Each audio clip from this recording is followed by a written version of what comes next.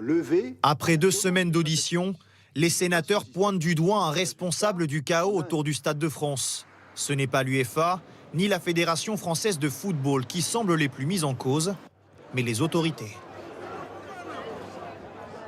Nous notons que ce soit dans la phase de préparation, que ce soit pendant les événements ou que ce soit après, les différents acteurs qui ont eu à intervenir et qui tous ont failli, tous sont liés à l'État.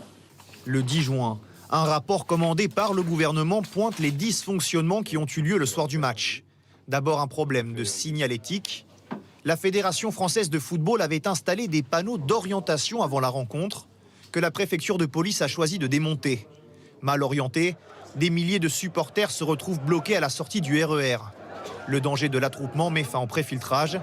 Des milliers de personnes sans ou avec de faux billets réussissent à entrer. Le rapport pointe un manque d'anticipation.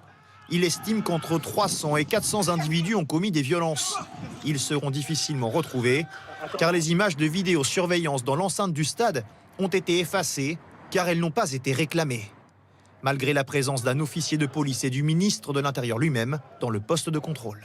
Il y a 2 autorités qui sont présentes, qui ont la capacité de dire, compte tenu de ce qui se passe, on a peut-être intérêt à conserver les images.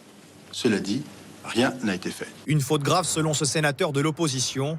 De nouvelles auditions de supporters des 2 équipes doivent avoir lieu dans les prochains jours.